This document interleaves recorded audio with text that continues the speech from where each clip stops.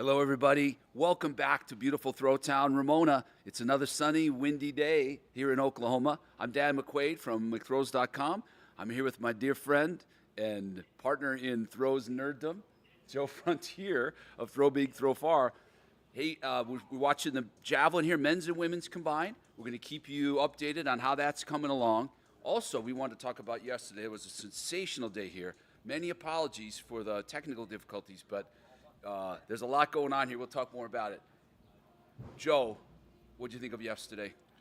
An amazing day, and again, technical difficulties to say the least. We lost power here, and so while the live feed wasn't possible with the power outage, there was no power outage in the discus ring, especially in the men's circle. We saw 3 men over 70 meters. Mika Sosnow from Germany, 70.05, I believe. Yep. Sam Mattis, garage strength, 70.08, and Matthew Denny put an absolute show on yesterday in the men's discus. All 6 of his throws eclipsing 70 meters, and he threw the second best throw all time, 74.25, and he just looks absolutely locked in. How about this series, Coach? 71.03, 73.46, 74.25, 72.93, 71.14, and then for good measure, 73.56. It was incredible, and Dan and I have talked with Maddie, and we'll talk with Maddie and some other throwers throughout the weekend about Thursday's throws. But other things like Connor Bell setting a New Zealand record. Yeah. The young thrower from Portugal, Emmanuel Sosa, had an incredible throw. 67.51, and the world standard is 67.50, so that was just what he was looking for. Some very special things, and the discus competition for the women was tough with the delays last night. They ended up throwing later in the evening than they expected, and by the time the last group got to compete, it was dark. The wind had died down. Alita Van Dalen, though, really had some big throws regardless of the lack of wind. She went 65 meters. Gabby Thomas had some good throws. Daisy threw well. Yeah. But the women, I think, are going to have their time to shine in the discus tomorrow. Today's competition, the Javelin has already begun. We have 7 athletes here competing, men's and women's. And Dan and I will try to tell you a little bit about each one as we go. And we will have the results here going live. Curtis Thompson is out in the lead in the men's competition at 76.80. Elvis Graham went 69.66. Jackson Morris 58.84 in round 1. And then we've got a couple of guys from UCLA that are not javelin throwers, but fleshing out the field. Jake Stafford and Derek Smith, who we saw throw discus yesterday, are also having a little bit of fun with the javelin. On the women's side, Dan? On the women's side, got a really nice lineup here. Rima Oteba, former NCAA champion, 2-time NCAA champion, throwing for the University of Nebraska. She represents the Bahamas. This is her first year as a pro. This is her opener today. She's already gone 58.54 today, so she's probably happy with that. With the women, the challenge is to get to this rather substantial world qualification mark of 64 meters. Yeah, and if you're listening and you don't know how world qualification works, there are standards for all the men's and women's events. If you hit the standard, you are eligible to compete for your country in the World Championships. Obviously, countries have to decide to send their throwers. That's a side story we can get into another day. But the other factor besides having the world qualifying standard is being in the top 32 of the world, and that's based on world rankings.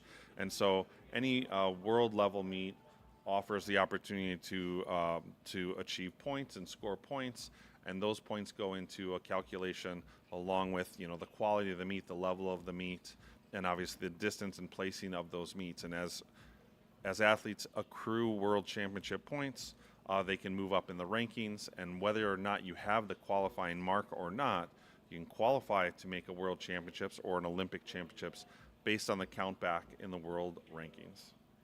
And it looks like there's been a competitor added. So the javelin, well, actually any event that you throw, for it to be official with World Athletics, to get awarded World Athletics points, there has to be a certain number of competitors. So the 2 gentlemen from UCLA that you've seen on the screen here, great guys, Stafford and Smith, they are not really javelin throwers. But just out of the goodness of their heart, they stepped into the event, and they're throwing to help make it an official event. And it looks like we've got Taria Reed from Houston, who's also jumped in. She's on the results now. Yeah, coached by John Tipton. Yes. And I don't know much about her, but I'm excited to see how she does today. So it's just such an interesting place and interesting vibe here. But like Coach Frontier and I, we just spent about a half hour out by the Javelin as they were getting ready to warm up, talking to the competitors and making sure we had all our research done. And now they must have somehow called in Tyrea Reed at the last second to get her on the start list. So we'll do our best to catch up with her and tell you something about her. But again, the athletes, this is a rare opportunity to get some World Athletics points. So thank you to Tyrea, to Derek, and to Jake Stafford for stepping in when they're not really javelin throwers per se. How we doing here with the numbers, Coach? Yeah, this is Elvis Graham. That throw is 68.97. Still chasing that 69.66 he had in round one, 228 feet 6 inches. I was talking with the athletes. The wind in Throwtown, Ramona is obviously becoming world famous and legendary. Javelin throwers don't want that much wind. It doesn't necessarily help their event, and so the wind is much calmer at the beginning of the day today than it was at kind of the peak wind yesterday. And the athletes the javelin throwers were really excited actually to compete this morning because the wind was just wasn't going to bother them and they could go out and perform. The temperature's about 70 degrees, and so not too hot. So last year the Jav, and this might help explain why they're having maybe a little trouble filling out the field, but the wind was a vicious crosswind. As you're facing the landing area, it was left to right, and it was so powerful. It was taking javelins way out of the sector on the right, and at least one jab shattered on some concrete.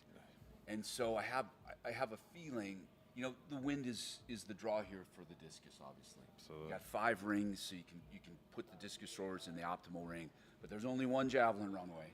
So right now, I think looks like they're thrown into a headwind, which I don't think is ideal. It's little right cross, but yes. Definitely not ideal. Not ideal. Curtis Thompson goes over 81 meters, 81.97, almost 82 meters. That's a pretty good throw, I want to say, today. So here's Jana. So you just saw Jana von Skulkwijk. And Joe and I have been practicing pronouncing your name all morning. We hope we're doing it justice. Yeah. She's a great kid. We just chatted with her. Great kid from South Africa. She's thrown at UCLA. This is her first year at UCLA, and she's hoping to get another. As we all know, the situation in the NCAA is a little nebulous, so she's not 100% sure, but she'd like to stick around for another year. She is such a great kid. She's her PB is 57.64 from last year. 3rd at the 2023 World University Games, 2nd at the 2024 All-African Games. Such a great kid. She's already been named a team captain. She's only been on campus since She's a great personality. August. And now we've got Miss Arima Oteba.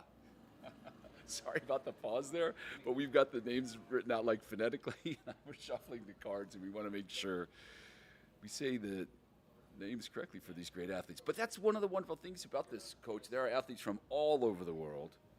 Oh, nice throw. 58.54 on that one by. Yeah. Oh, wait, no, I'm sorry. That was 60 meters 03 on her 3rd attempt. That's a really nice. That's her season opener. And she came in with a PB 64.19. So she's a fine, well-established javelin thrower, collegiate record holder of 64.19. Now back to the top with one of the, I don't know, do we call them ringers? What's the proper word here? Well, I joked that they were tributes. Tributes. But that's not very kind. I take it back. They're not tributes. Derek Smith. Derek threw in the discus competition yesterday, as did Jake Stafford, and they were looking for some big throws in the discus, and here they are throwing jav today. And again, just out of the goodness of their heart, they're helping out their teammate, Jana, and helping out the competition as a whole. So good dudes, not not really javelin throwers, just having a great time. Derek Smith went 50 meters 65 in the discus yesterday, and Jake threw 54.89 in Group C of the discus yesterday. Derek would like to say hello to his dog Enzo, who I'm sure is watching and barking and just rooting in a very dog-like way for some big javelin throws out of his beloved Derek. This World Invitational is brought to you by Thrower X and Throws Pro. If you want to go and to the Throws Pro website, implements, everything you can imagine they carry: gill, Nordic,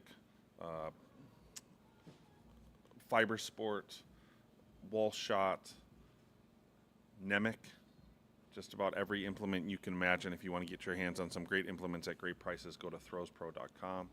I know Scott Kapos, the owner of Throws Pro, is here today, and at some point over the weekend, perhaps we'll be able to touch base with Scott, and he can tell us about all the exciting things that are happening at Throws Pro.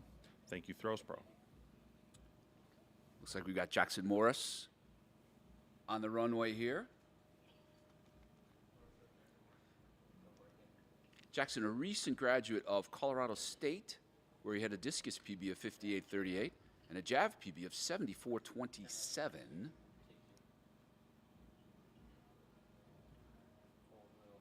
And he had some surgery last year. That was an adductor tear, right, Coach? Yeah, and just in October, so not too long ago. So right.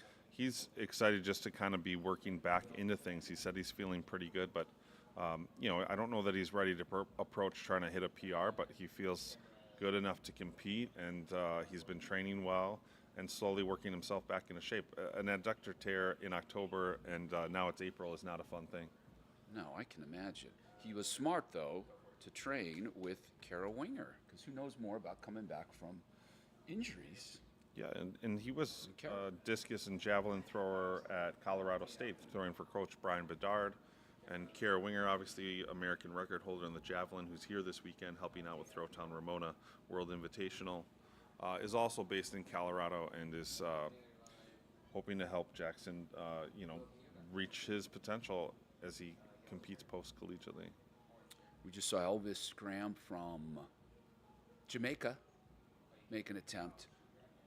Elvis's PB 77.31. He's got the national record of Jamaica. He threw that in 2023. He's 5-time Jamaican national champion, 28 years old. It's a tall order for these javelin throwers to get qualified for the Worlds. The men's qualifying standard, 85.50, Coach. That's a toss. It's a big toss.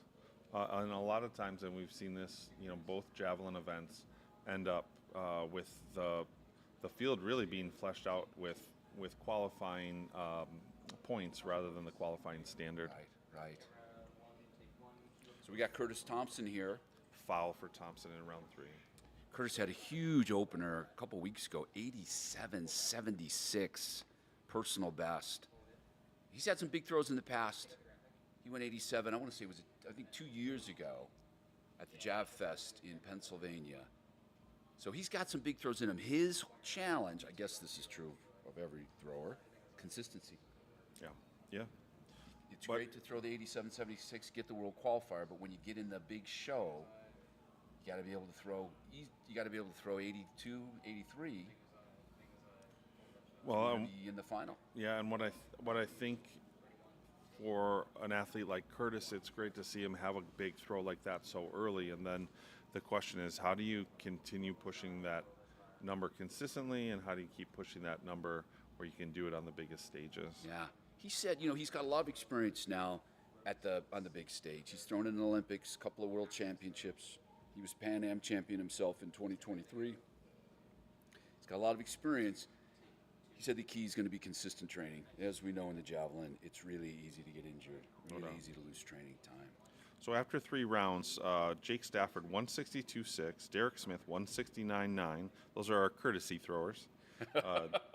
That's the right term. Jackson Morris 65.14, Elvis with 73.33, and Curtis Thompson in the lead with 81.97. How about the women, Dan? Women right now, Rima's 60.03 in the lead, Yana 53.13, and then Tyrea Reed, another courtesy thrower. She's at 19.51. Hey, we want to give a quick shout out to another sponsor, Rody Sport. They make those amazing gloves. You got kids that throw with the Rody shot put glove, Coach? Yeah, a lot of us my kids use the wrist wrap for shot put, and then when we're training heavy, we will pull out the Rody Sport shot put gloves, just hand protection for heavier balls, or if you're coming back from a hand injury and you need to get training throws in. The Rody Sport shot put glove is a fantastic thing, and they make fantastic hammer gloves and all sorts of different kinds of hammer gloves. So hammer throwers, check out Rody Sport. Shot putters, check out Rody Sport. Check out the glove. Check out the wrist straps and all that Rody Sport has to offer. RodySport.com, RODHE. Yeah, there's nothing like it for protecting a shot putter's hand in training. Back to our guy, Derek Smith.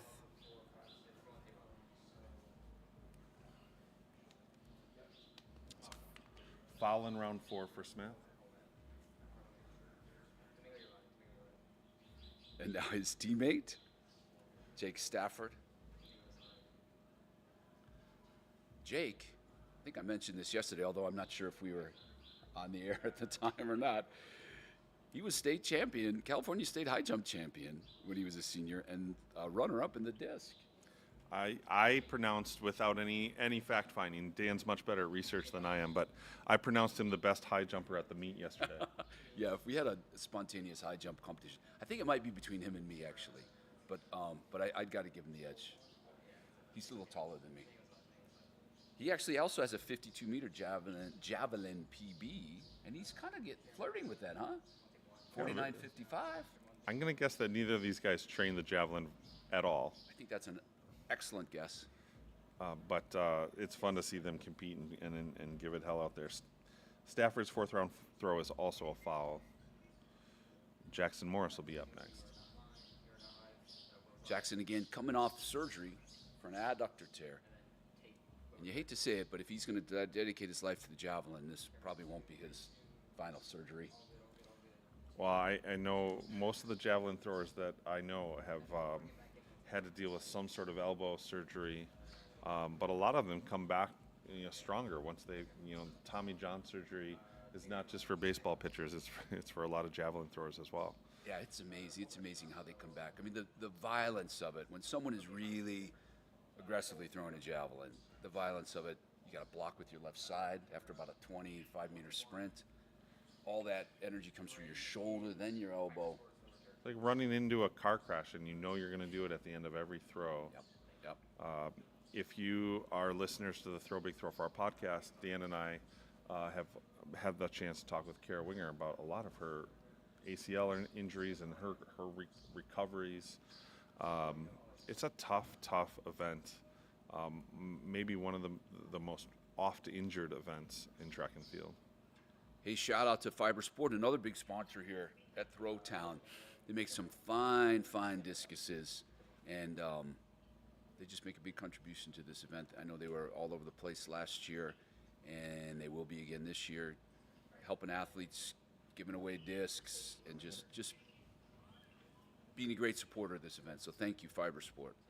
Yeah, Bruce Caldwell is the owner of Fiber Sport, and they make pole vault poles and have really started making some incredibly great discs. And Bruce Caldwell is here this weekend, along with Throws Pro owner and sponsor Scott Kapos. And so it's great to see those guys come out and support these athletes as they try to continue to excel. Is that how they started with pole vault poles? Yeah. Wow. Yeah.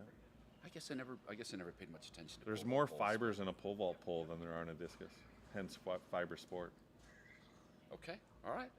You floored me though with that little tidbit. I don't know anything about pole vault poles. Did I sound like I knew something there? Yeah, you did. Well, fake it till you make it. Curtis Thompson back on the line now. He's got 81.97. To me, I think that's a fine throw, Coach. Absolutely. Let's see if we can build on that. Yeah, recently threw 88 meters. Was that 2 weeks ago? A week and a half ago? 87.76 for 87. PB. His coach is Justice Pollitt, who works at Haverford College in Pennsylvania.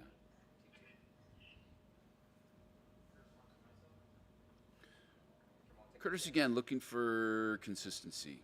2022, he threw 87.70, season's best. 2023, he went 80.92. Last year, 83.04. This year, already 87.76. He needs that consistency. He needs to be able to throw 84, 85 meters in all kinds of condition, especially in a big stadium in a qualifying round. Whenever you're ready for the score, whenever you're ready to score.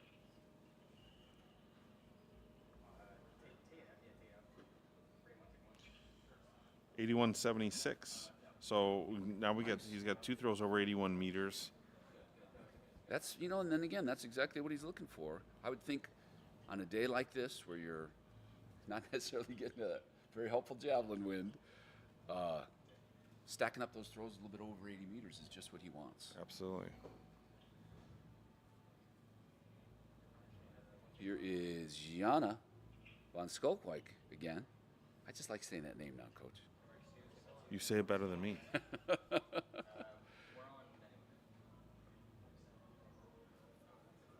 She's majoring in marketing. Her coach, Sean Denard at UCLA, says she's just a great competitor.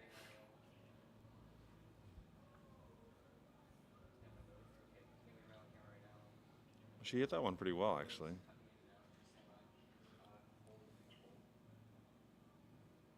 We are in the 5th round now. All these athletes are going to get 6 throws. But it's a pretty small field, so it's moving along very quickly. Yana just went 55.06. So, yeah, that's her best throw of the day. And Absolutely. with a PB of 57.64, she's got to be happy with that. Yeah, she's got one more round. Maybe she can hit another big one. Here comes Rima. Already over 60 meters today. So Rima, representing the Bahamas, has a great shot of making the world team if she can get the qualifier or build up enough World Athletics points. Since this is a bronze level meet,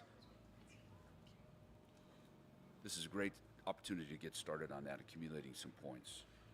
She fouled that throw in round 5. Back to Derek Smith.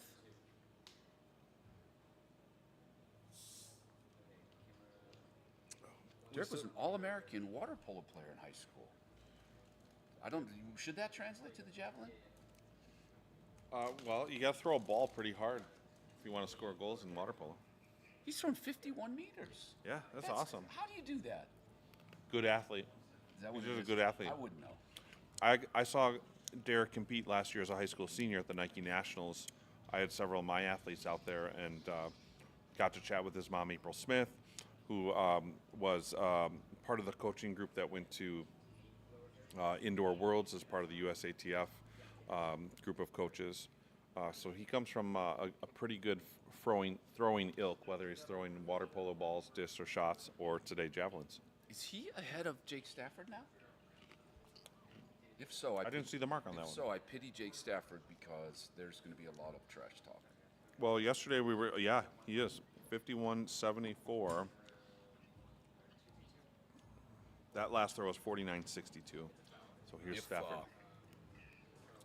Yesterday during the Group C of the men's discus, it's an open meet, and the founder here of Milikin Field, Don Milikin, who's age 72, was throwing with 2 other Masters throwers, all age 72, and Dan and I were joking about, what do you think these 3 guys who are probably in a different tax bracket than Dan and I have up, what do they put up for the winner of the night? I'm guessing that something was on the line. It was either just honor and pride or a tremendous pile of cash. I'm not sure. I'm not sure which way they went. Then Maddie Denny got in on the conversation, and Maddie said, you know what, these guys probably play for like quarters, right? They probably play for, it's about bragging rights for the next year. Yeah, bragging rights among 72-year-old retired corporate executives.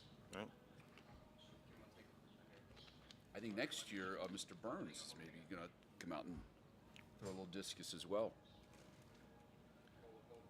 Don Milikin, by the way, one of the nicest human beings. So we joke about him affectionately. One of the nicest people and a huge, huge contributor to the sport. I mean, this whole thing, all this field that you see out here, all the prize money, all of it is funded by Don Milikin. So Yeah, I think the passion and funding comes from Don, and then Caleb Seal, the passion and kind of the work, the everyday doings of what happens out here at Throwtown Ramona every weekend with these meets. Caleb has Seal Throwing Club. The two of them have made this weekend possible, and let's be honest, it's really becoming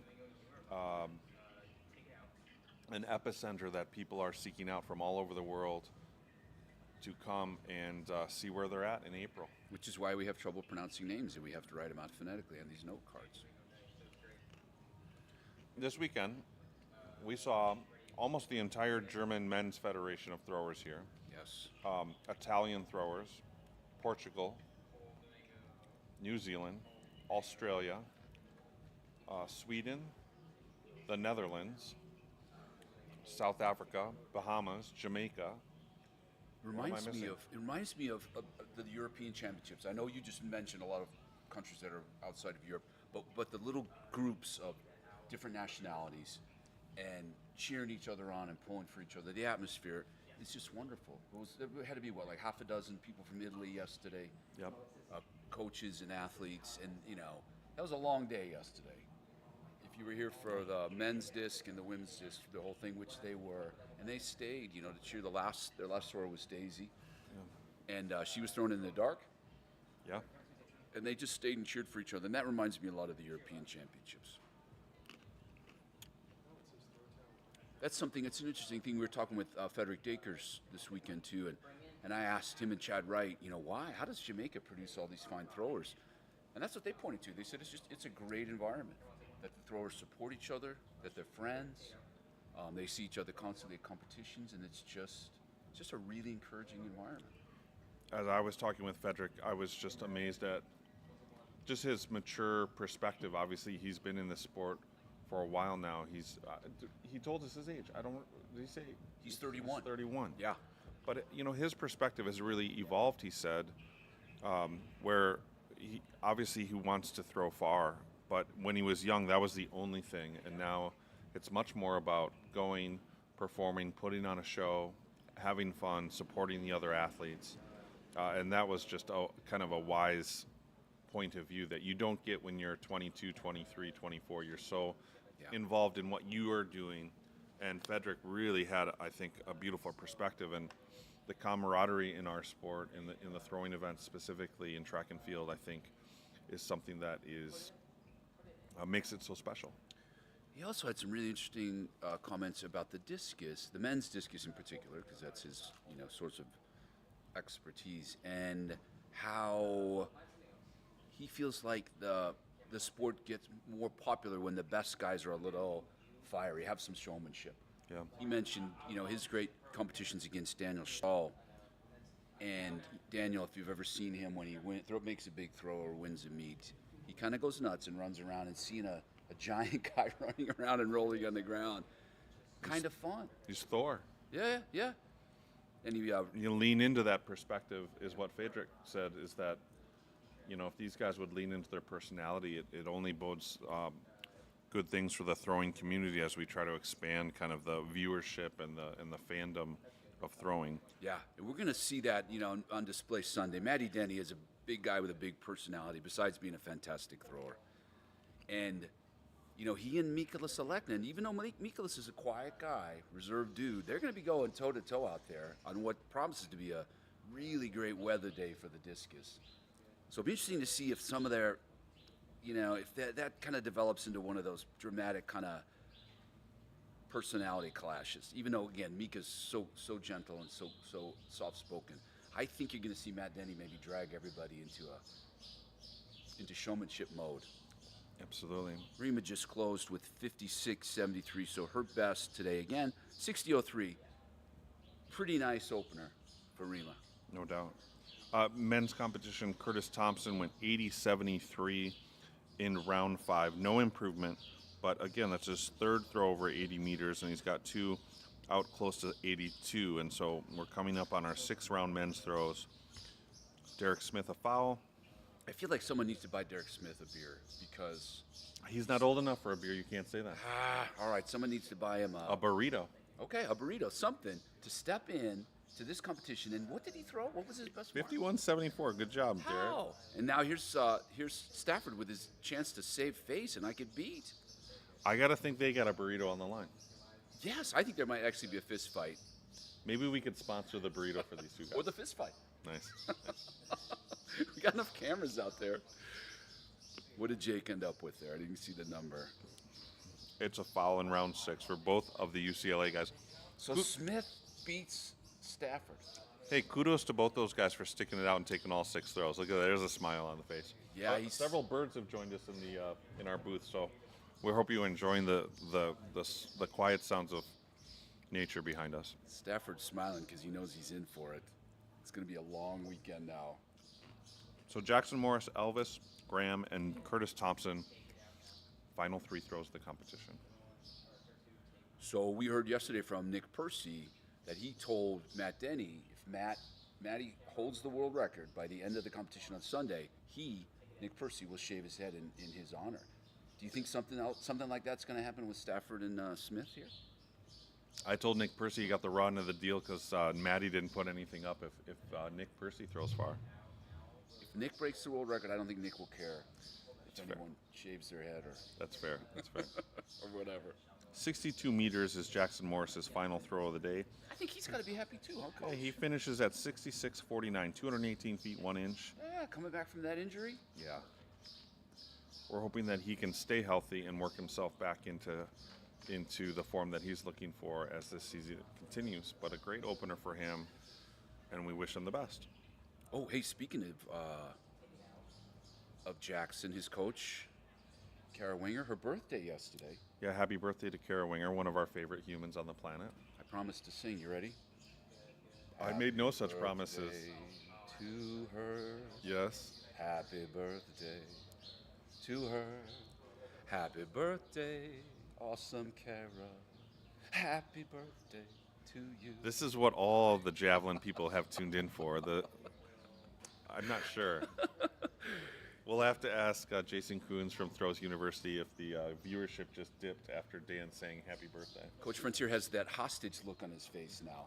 I can't get out of it. He's I'm looking just here. around I'm stuck. I'm frantically captive. for an excuse to flee the scene. Final throw here Elvis Graham. for Elvis.